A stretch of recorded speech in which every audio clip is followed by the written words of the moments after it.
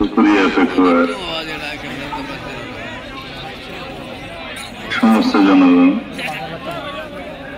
যারা আজ ইরানে মজলিস আছেন অথবা পরে শুনবেন, সবাইকে আসসালামু আলাইকুম ওয়া রাহমাতুল্লাহি ওয়া বারাকাতুহু। আমি আজকে আপনাদের সাথে সশরীরে শামিল হতে পারিনি, শরীক হতে পারে, সেই জন্য দুঃখ প্রকাশ করছি।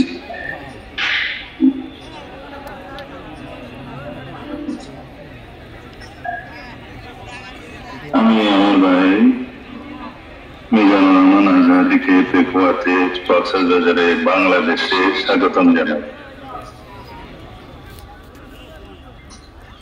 আমি এই সমস্ত ইসলামী মাহফিলে বক্তব্য দেওয়ার মতো যোগ্যতা আমার নেই।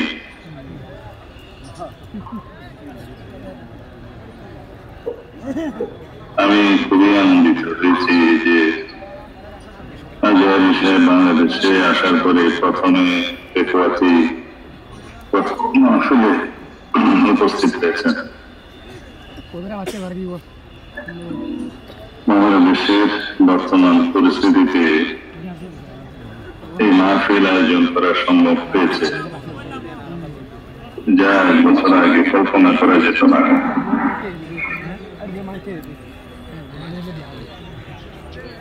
এই বাংলাদেশের এই ভূখণ্ডে সবচাইতে বেশি নির্যাতিত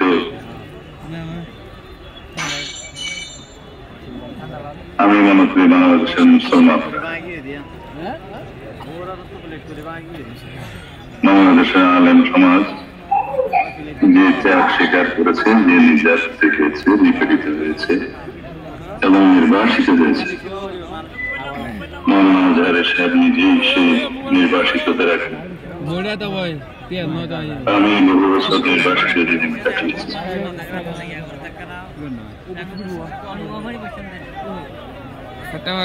বাংলাদেশের সবচেয়ে নির্যাতিত সমাজের নাম আলেম সমাজ।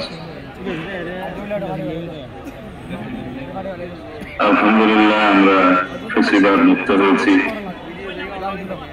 ইসলাম বিদ্বেষী, আলেম বিদ্বেষী অবৈধ সরকারের কবল থেকে বাংলাদেশ মুক্ত হয়েছে, দেশের মানুষ মুক্ত হয়েছে।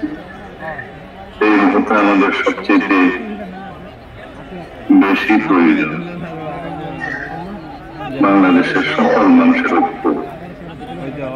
আমরা যাতে সকল ধর্ম বর্ণ নির্বিশেষে সবাই বাংলাদেশের নাগরিক হিসাবে, সাংবিধানিকভাবে সিটিজেন হিসাবে আমরা যেন বসবাস করতে পারি।